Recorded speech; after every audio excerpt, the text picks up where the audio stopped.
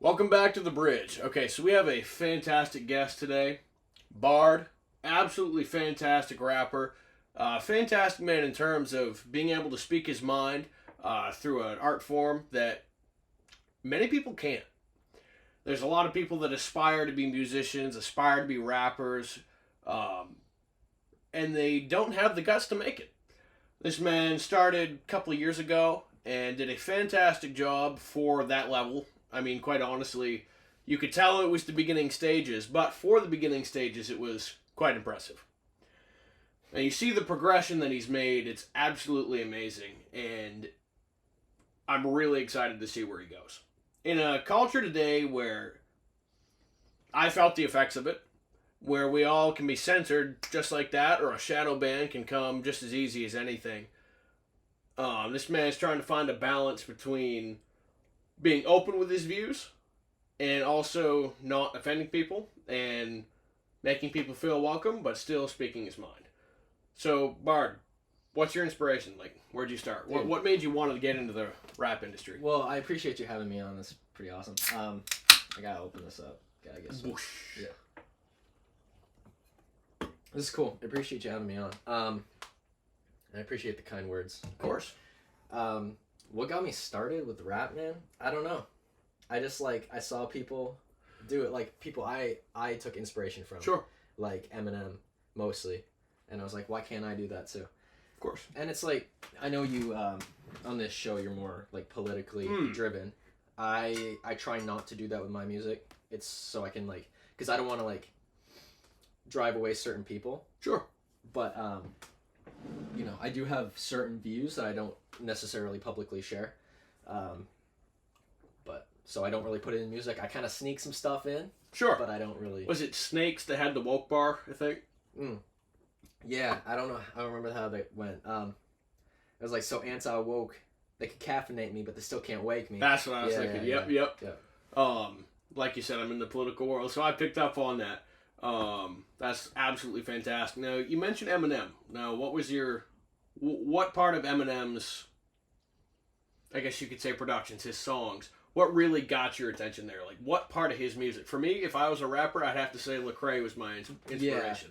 Yeah, well, I certainly like Eminem's, his personal ideologies, I can't say I agree with, but his music is just phenomenal to me. Sure. I don't know, it's hard to explain. There's this thing that comes with lyricism where it's if you can rhyme syllables and words in a certain way, it just kind of itches my brain. I think it wasn't with that kind of thing. I think he had a Jimmy Kimmel interview where he was talking about nothing rhymes with orange, but you could bend words like door hinge and things like that. Okay, yeah, exactly. You've seen that. You've seen that. So he's truly got a gift. Yeah. Can't remember who the rapper was, but he was talking about how he said rap was a black art form, and he's like, we have to accept the fact that a white guy does it better. Yeah. And so, I'm not trying to bring race into the topic, but I think it was 50 Cent, right? Yeah, I think that was him. I think 50 said that, yeah. That's pretty impressive for a man like that who's at the top of his rapping game to say, hey, gain some humility and say, someone else does it better. Yeah. So like I said, I like you said earlier, I don't necessarily agree with everything Eminem says or does, but you got to give it to him. He's pretty gifted in terms of skill. Yeah, and I see that, and it's oh man, I want to be able to learn that craft, because it's I can learn the craft, but I've been doing this for 3 years now, and it started off you remember, you were with me from the beginning. It was not that good. There were some rough matches. It was pretty rough, but the point we're at now, it's I'm starting to hone my craft, find my own sound, and it's it takes time for that. But before this, we hit the gym. Exactly. And we got a good pre-pod pump. Yeah, exactly. And played some unreleased music, which I may or may not share some other ones on the pod. That'd be pretty cool. Yeah, this man got bars. I tell you what, like you said, I've known him since the very beginning. He's been showing me some unreleased music since the very beginning. I may not be a rapper myself, but I'm a huge rap fan. And back in the early days, let's just say it struggled to make the good criteria. It was rough. It was pretty rough. Yeah. But the stuff he showed me tonight was absolutely fantastic. At the gym we go to, there's a huge sound system, and we had him connect to that, and my word, the beat drops, the flow switches, the bars, everything was on fire, on point, and blew my expectations away, especially compared to the beginning. One of the songs I showed you, it's got my brother Manzi on it. He's from New Zealand. I gotta give him flowers because ever since I met him, he's been working with me. He'll mix my stuff if I need it. He makes really good beats. Talented dude, super talented dude. Love that guy to death. And I gotta give him his flowers because I put him on that song, and it's just like, maybe we gotta have him on the show sometime. That would be pretty cool. Bring him in on Zoom. Yeah, exactly. I'm thinking that. 12-hour time difference, but Hey, I think it's worth it. We're usually political, as you mentioned here on the show, but you go, especially on our TikTok and our Shorts content, we're mentioning things about the culture war. Mm-hmm. And part of that is bringing in people that are not just on the political side of things, but in the culture. Yeah. The influences we have in our culture often come from music. Yeah. And so if we can bring in people that may have different views than me, but operate in the culture, especially as their primary source of employment or their calling, that's really cool because you get to bring people such as myself that are in the campaigning and media side of things that often report on the culture. Yeah. So that means we can have those discussions with the people in the culture and the people on the media side of things and hopefully create a better bond. Yeah, you gotta often they're polar opposites. You gotta have a balance though. So just as like a dialogue discussion here, it's important if you have, because society runs with different aspects, right? So like music is such a huge mental thing for us because since mankind has been around, we've had music. Like music is like a core foundation of humanity, exactly. And you got to intertwine that with society the right way. Sure. I don't want to get too like Jordan Peterson on you, but it's like I don't know. Jordan Peterson, he's the guy. You know, love the guy. Like you mentioned, the 12 rules for life. That's you can't go wrong with that. That's what I'm talking about. Now. And like we were at the gym, they made this joke. Yep. We were at the gym, and it's like we were hitting arms, and it's like we don't do legs, so we've got Jordan Peterson legs and Joe Rogan arms. Amen to that. So that's eating the elk all the time. That's what I'm talking about. Yeah, man. Definitely. I'm really enjoying the conversation so far. Like I said, getting in with the people that are on specifically the culture side of things, it really makes it, honestly, on my side of things, a lot easier. Yeah. If I can have those conversations with those people that are invested in the culture 24/7, it gives me more to report on, and it better informs me to reach my audience and your audience, and hopefully merge the audiences together. So we covered what's your inspiration. Where do you want to go? How far do you want to go? Does this become your primary source of employment in the future? That would be awesome. Do you want to go huge? Do you want to keep it as a side thing? I don't know. Because I enjoy the craft so much, and I respect the history of the craft. Sure.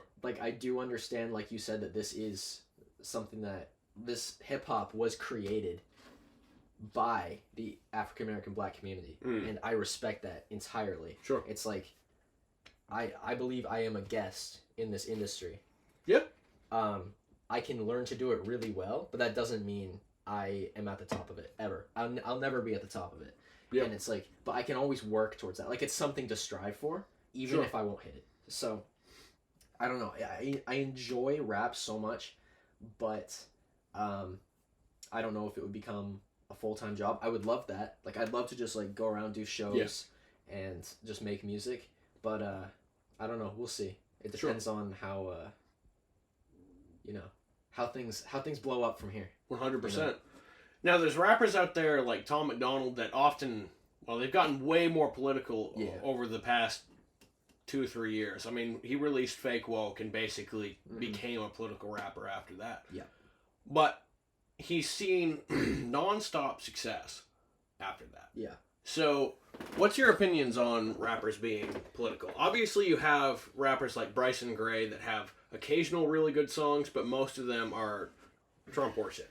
So, I don't see you going the MAGA rapper route, but more a Tom MacDonald route or staying more apolitical. Here's my problem with stuff like that. Like MAGA rap, I can't stand it. It's I can't argue. So bad.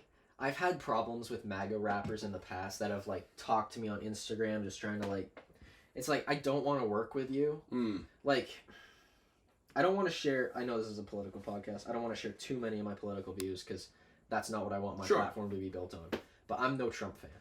Yeah. I don't really like the guy. He's the lesser of two evils in any situation. I agree. But if you're making music about him, that's just next level. Exactly. That's just stupid. Well, like I've often said, especially in my videos, and I think Ben Shapiro came up with this statement of sometimes Trump. If he does something good, praise him. Yeah, sure. It's great. And if he does something stupid, be yelling as much as the other side. Yeah, sure. That's the easiest way to think of it. Yeah. And my problem with Tom MacDonald is that, like, Fake Woke, I remember when that song came out, and I thought it was really good. Until he started doing it again. And again. Yeah, and exactly. he cookie cutter repeated it, and he's been doing that for what 2 years now. And it's like I don't think Tom MacDonald's a bad artist rapper. Sure. And he's like I have to give him his flowers because he's made a lot of money doing what he does, and he's really good at what he does. But his content is monotonous. Yeah. And well, it's kind of like Disney giving us so much Marvel and Star Wars content that. You had a diehard fan like me who you burn out. Got hyped for guaranteed 2 or 3 Marvel movies every year. And now it's, oh my gosh, Disney Plus is full and a few movies. I'm no longer excited. No, me neither. So... I remember, I haven't even seen Black Panther 2. Like, Black Panther, the first one, I loved it. This one, I don't even know if I'm going to go see it. I don't really care. I will give Disney credit on this one. A lot of the Marvel content has either been completely wokeified or boring as anything. I will give them credit. Wakanda Forever was absolutely fantastic. Oh, really? Okay. And spoiler alert, if you haven't seen it, skip ahead a few seconds. They introduced Ironheart in this one. Oh, we knew that. She's in the trailers. Some people, I have to admit, I didn't see that trailer with her in it, so I was blown away. I saw the trailers, and I thought the armor looked stupid. I will agree with that. Honestly. It looks like they took an old Chrysler symbol and slapped it on her chest. It looked like she was supposed to be like an Autobot or something.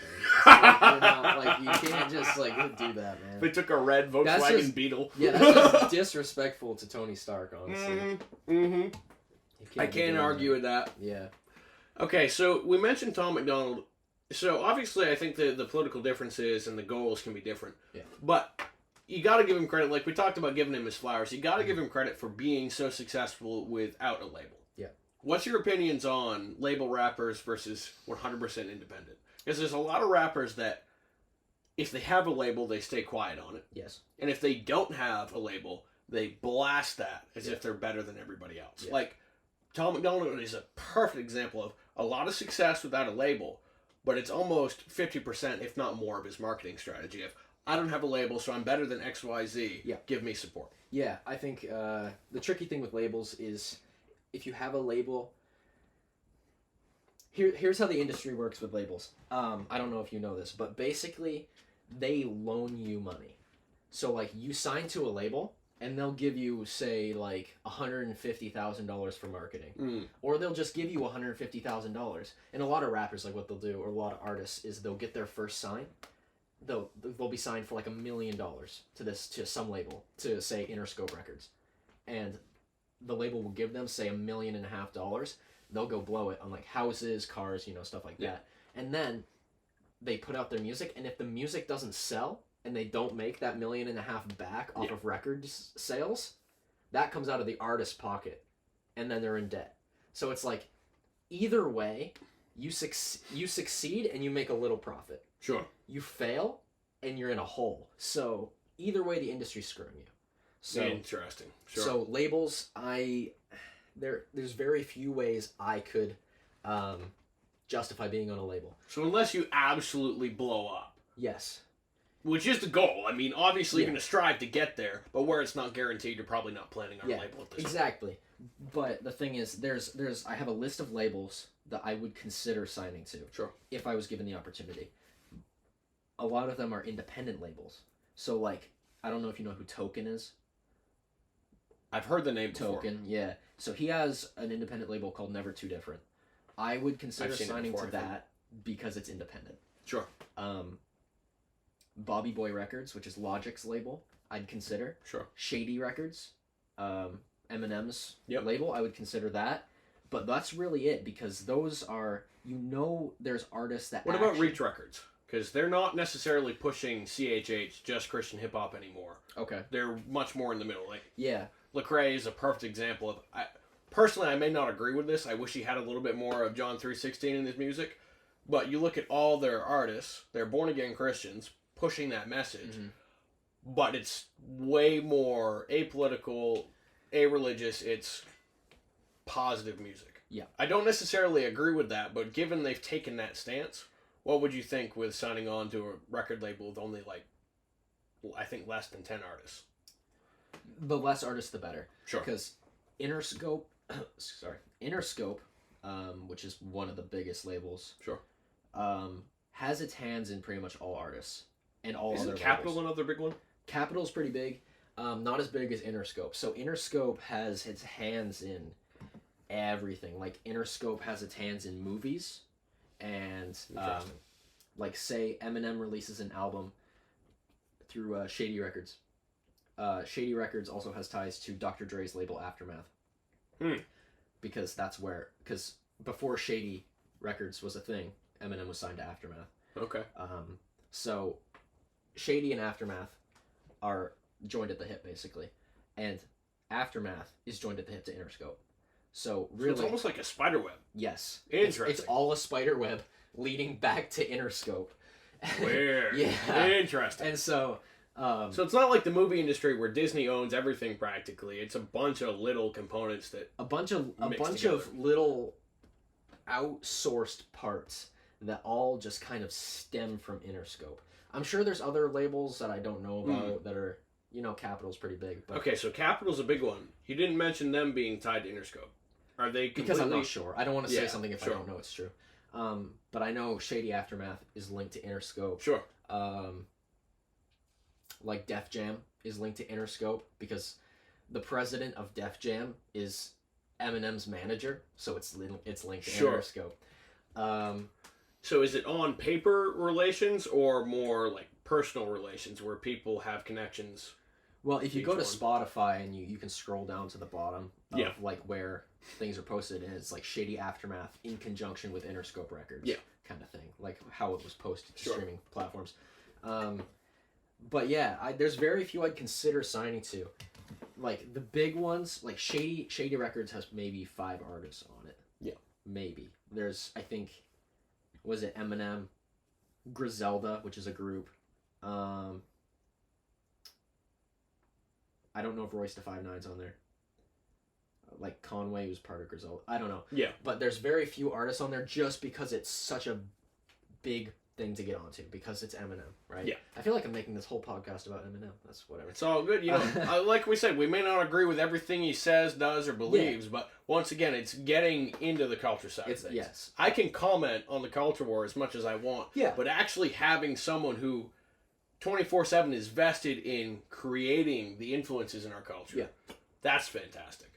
I like having the people on like this. Hopefully we can get more people like you on the show. Yeah. Actually, I'll reach out to Manzi.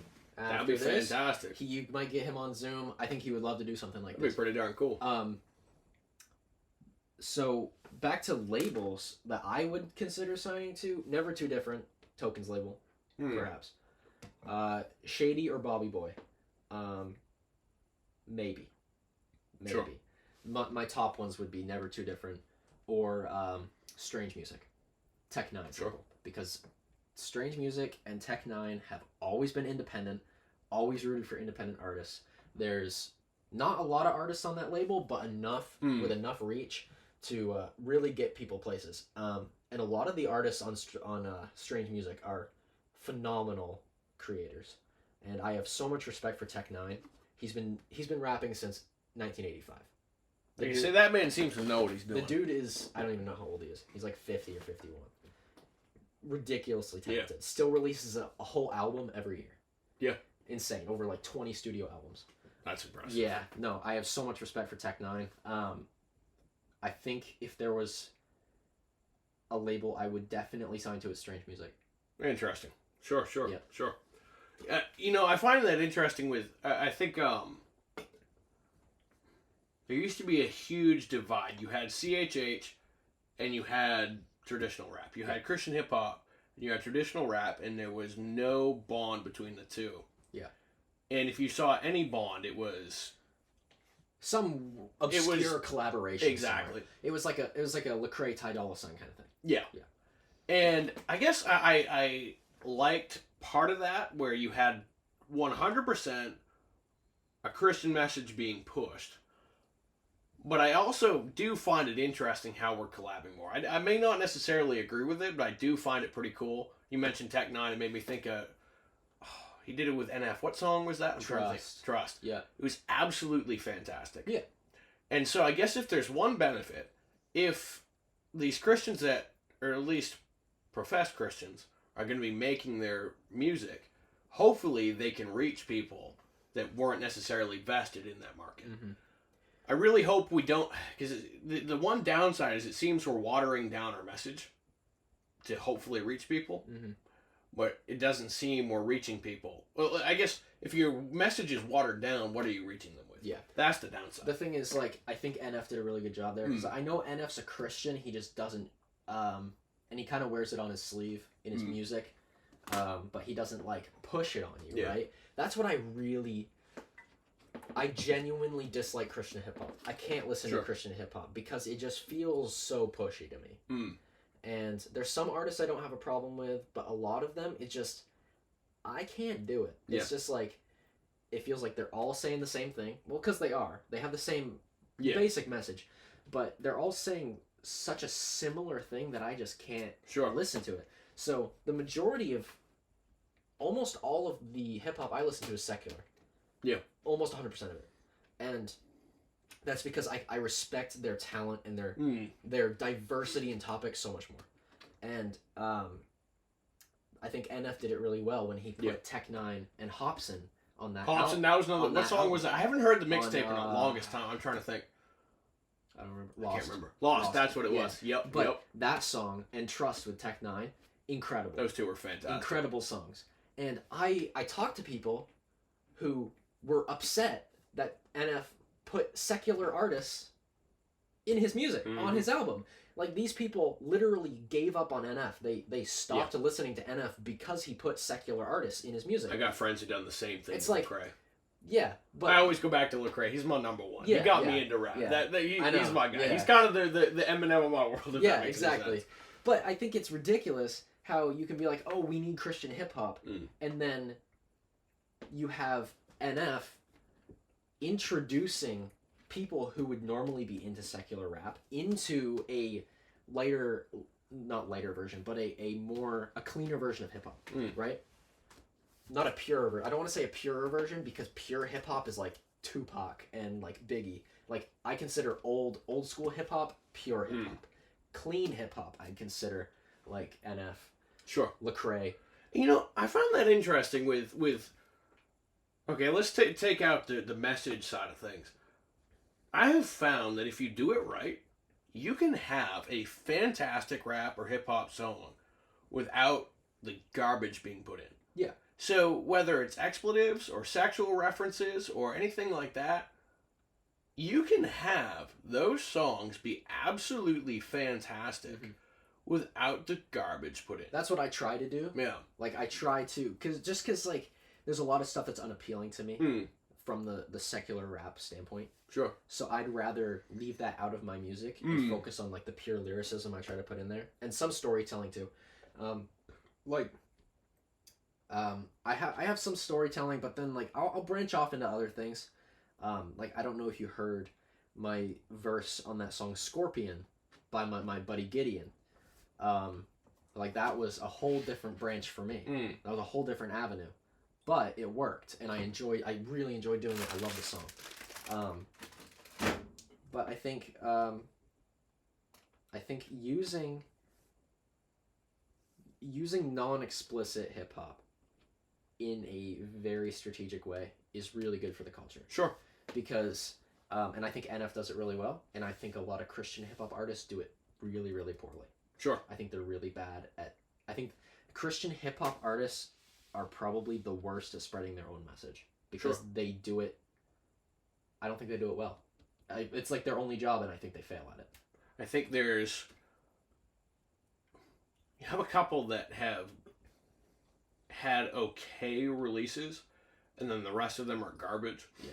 And in a desperate attempt for relevancy or to reach a larger audience, they dig themselves in a hole by adding it's just one expletive, or it's one reference that it's okay. Yeah. Good example. Bizzle has a record label. I can't remember the name of it. And Seven was one of his rappers. I looked into all this stuff. Seven. That sounds familiar. Yeah, I'd have to look at the spelling of his name. It's spelled differently. It's like the 7 E-V-E-N, right? I'd have to look it up.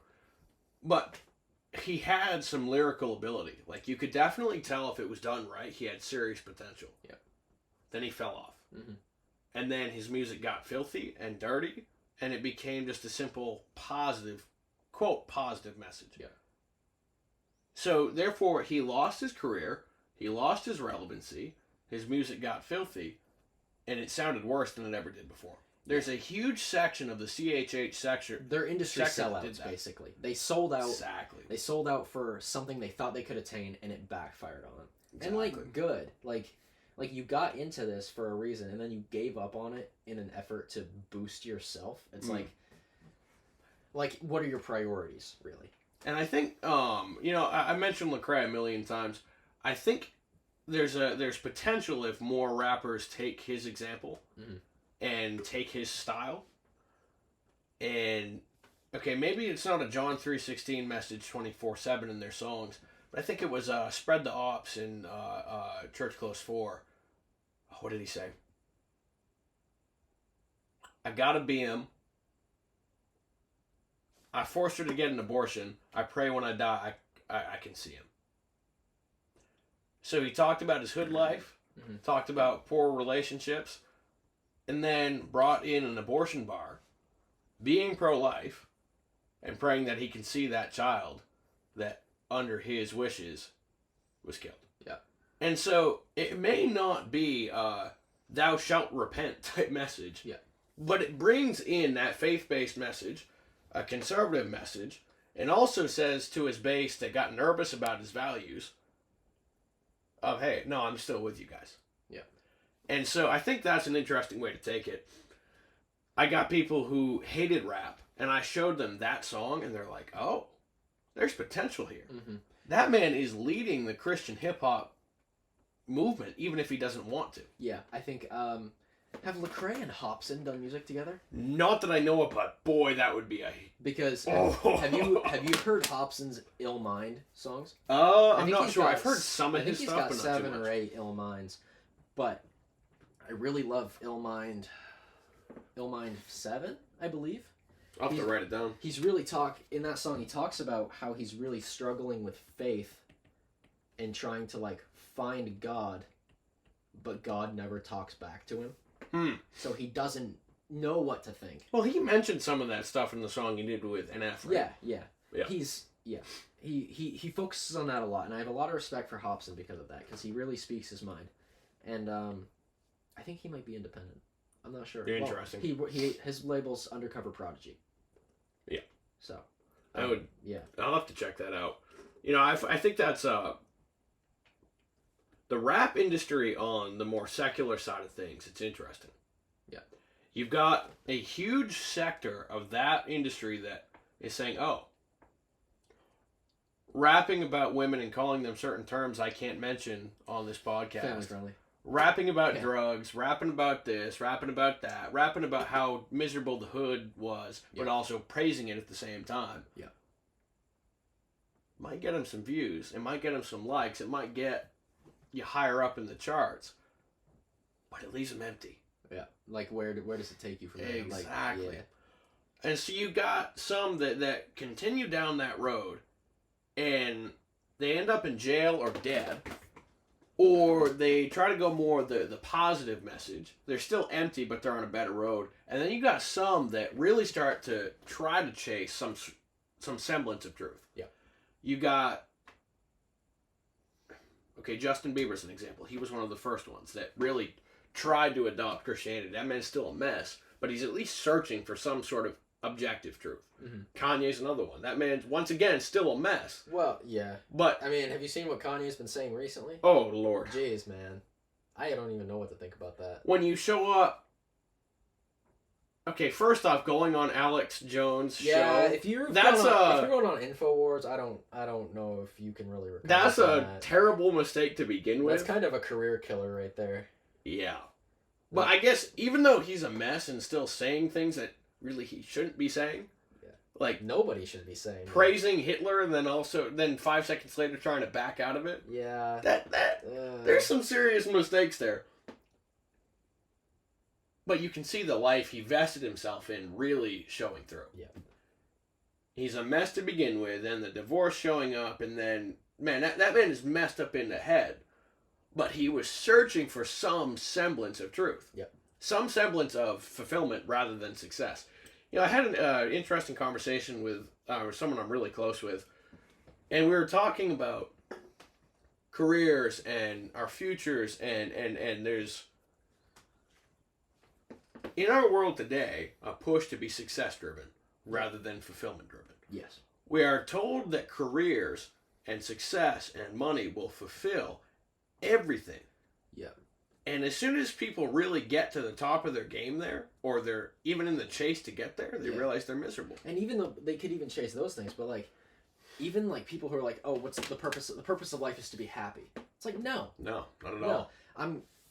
I'm gonna quote Jordan Peterson so many times. Amen to that. Honestly, like, I'm okay with that. Be ready for me to. Yo, Jordan is not sponsoring us, but go check out 12 Rules for Life right now. Go to Daily Wire Plus, subscrib. That's what I'm talking about. It's an amazing book. He's a genius. But I guarantee I'm gonna. We have to talk in his voice. Talk like a Canadian man. Exactly. I am American. I'll tell you what. No.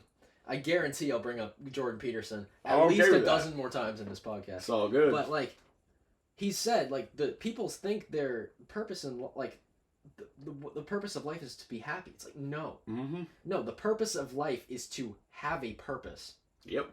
Like, you need something to drive you, to keep you moving forwards. Something that brings you fulfillment, and it's different for everyone, but you need something that will help you keep going. You can't have something that will, like, momentary stuff, you know? Yep. The momentary pleasures, I guess. You can't be holding on to that for life, for your purpose. And you can kind of glean happiness out of conquering the suffering in life. Sure. Because life is, depending on how you do it, life is suffering. Yep. And your purpose is to make it through that. Yep. But in the most positive way possible. To make everyone else's lives less of a hellscape, right? Sure. Like, if you can make your life and everyone else's lives around you less negative, yep, like, that was a good purpose to have. That's better than your own happiness if everyone else has a better life. Sure. So. And, you know, there's something about, you know, you talked about life being miserable. Your life could be a non-stop trial. Yep. You could be someone who, just every aspect of life could be miserable. Yep. But you got to have something at the core, that foundation, that rock to stand on. I did an interview earlier today with lady Cora Howard, and she was talking about consciousness and shifts in awareness. Yep. And you got to have something as your rock, and that something is God. You know, I talked about it with her, and I had this Bible right here, and I said, well, life might be miserable, but if your house is built on the rock, you're all set. I actually might still have the passage pulled up on here. It was Matthew 7:24 through 27. Everyone then who hears these words of mine and does them will be like a wise man who built his house on the rock. And the rain fell, and the floods came, and the winds blew and beat on that house, but it did not fall, because it had been founded on the rock. And everyone who hears these words of mine and does not do them will be like a foolish man who built his house on the sand. And the rain fell, and the floods came, and the winds blew and beat against that house, and it fell. And great was the fall of it. True. So it's very true. So when those trials come, when misery comes, when pain comes, when those trials try to dictate your life, like you mentioned, the short-term happiness, those might give you less pain in those trials, but it's surely not going to fix them. No. If the Word here and God are not at the core in those trials, you will be the man who built his house on the sand and be washed away and confused on where to go next. Yeah. But being in the Word, being in constant fellowship, being in line with what God wants you to do, misery will still be there, if not worse than it was before, but you'll be able to get through. And a lot of the solutions that the world gives, if not all of them, return void. Like you're always going to encounter hell. Always. But what makes you or breaks you is how you use it. Yeah. Because like you might not be able to. This is a weird way of saying this. You might not be able to mold and warp heaven into what you want, but you can mold and warp hell. Yep. You can use it as a tool to. You can use hell as a tool to dig your way out of hell. Learn from the trials, essentially. Yes, learn from the trials and build yourself stronger. Sure. With the fire, basically. Yeah. That sounds super corny. No, but it's true. What it is. And it'll make you better equipped to face trials that are upcoming. Yeah. Especially us as humans, we think, okay, I made it through this trial, life's going to be perfect. Yeah. And as soon as you think life is going to be perfect, boom, you're wrong. Another one's coming. Yeah. But you get too comfortable and it swipes the rug from under you again. Yeah, exactly. Yeah. And you remember what you did in the previous trials, and it better equips you to do that again, to pull out of those trials again. And the trials are going to get worse and worse and worse and worse to the point where you want to give up. Yeah. But once again, no matter how bad the storm is, even if it knocks the house away completely, you got a foundation. You build your house on the sand, that foundation is gone. A house fire, think that. That's a trial. House goes up in flames. Guess what? Concrete doesn't burn. You can do as much damage as you want, but as long as that foundation was built well, foundation's fine. Yeah, you can rebuild. You can rebuild. Yeah. And so there's different ways to rebuild. You do a modular, you do a stick build. There can be different parts of the modular or the stick build. It can be many different ways, but that foundation is still there. Yeah. And sometimes you need that. It's kind of like the it's like the forest burning down the wildfire just to bring about new growth, right? Exactly. It's like sometimes you have to hit rock bottom because that's the only solid surface you're going to hit, and you can only build up from there. And, exactly. Or like you could have order. Your house is order, but then your house burns down in a fit of chaos. Yep. So new growth comes out of chaos. Yeah. That's why I was listening to this in a Jordan Peterson podcast. That's today. what my man's talking about. It's like chaos is what order comes out of, because you can't have order without it. It's the yin and yang. Well, it's like light and darkness. Exactly. That's the yin and yang. The white and the black, but they intermingle with each other because they can become one another. Yeah, exactly. And you can't have too much order. You can't have too much chaos. You need to blend. You need both. Without chaos, you're not going to have order come out of that. Exactly. So you need that house fire in order to have order of building the house. Exactly. So, and there might be minuscule damage. I like the analogy of the house. You might have internal damage. You might have bumps and nicks on the walls. You could have external damage. It might be damaged but still be able to live in. But it might also be best just to knock it down. And so that's another thing we do is we might justify our situation, we might think we're doing well, might say we're fine, and we wonder why the trials come. We can say, God, we were doing fine. What's going on? Yeah. And you might have been able to continue living that way. But God says, trust me. I knock you down to build you up. And you mentioned that earlier, and I like thinking of it that way. Makes it a lot easier to deal with trials. Yeah. A lot easier. Yeah. That and there's a lot of them. Trust. There's a lot. Oh, yeah. So. But. Especially, I mean, just look at the last 2 years. Yeah. I mean. It's been it's been a trial, but it just gets worse. Like one trial, but it is ramping up. Like it downshifted and floored the gas. It just went 0 to 100, but exactly. didn't stop at 100. It just kept going. So the down can't go any further, but we know we're going faster. Yeah, pretty much. But.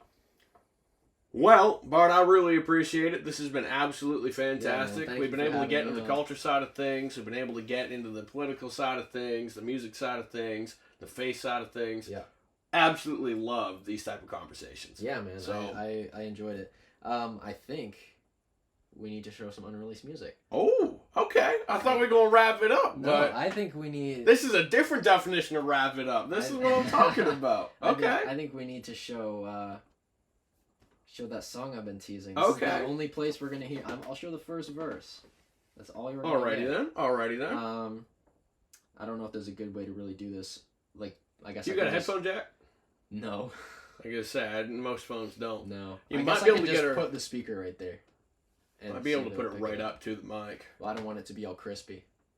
Will it be crispy? It could be crispy. Be crispy. Yeah. Just like my chicken nuggets. That I shouldn't have said that. You shouldn't. No. But yeah, I don't know. I've been teasing this song. Let's see how crispy this comes through my phone. Oh, that's fine. Okay. So I've been teasing this song for a few weeks now. It's been absolutely fantastic. We did a remix. Not remix. What is it called? A TikTok reel. Yeah. Thing. Before we started this with this song, and I think it's gonna be. For what he's talking about, he's been teasing a song. It's called Peace. And it's been absolutely fantastic. Every time one of the reels pops up on Instagram or one of the videos pops up on TikTok, I am absolutely infatuated with it and get so incredibly hyped. It's almost the same energy I had when I was super hyped about Avengers Endgame coming out a couple years ago. It's just better. But it's better than Endgame. My gosh, I am extremely hyped. Yeah. And it's an absolute privilege to be able to have the first sneak peek at this. This is the first sneak peek on the bridge. We'll hear. Let's do first verse. We'll hear the hook in the first verse. So. I don't want that to be crispy. We'll see how that sounds.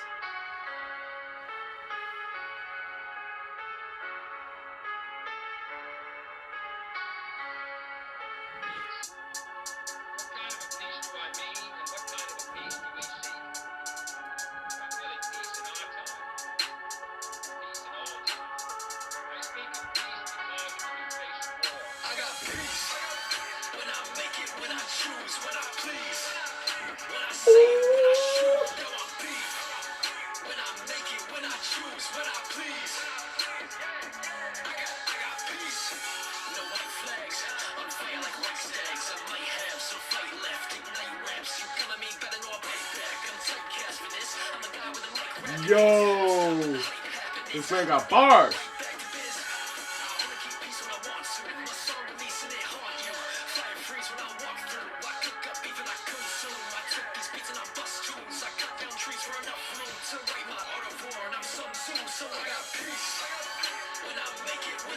Oh!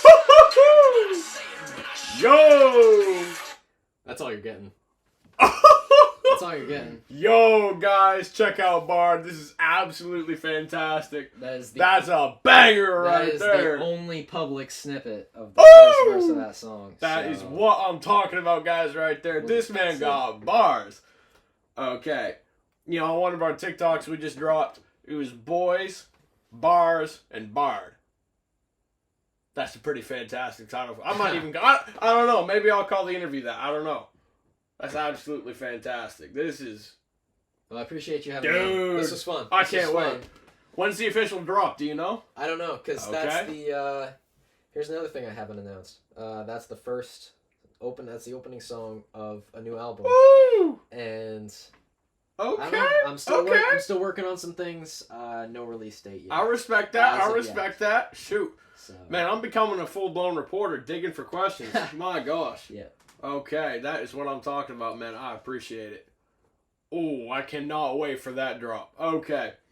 Well, thank you, guys. And have a fantastic afternoon. Yes, thank you. All right. Appreciate it, Chief. You got it.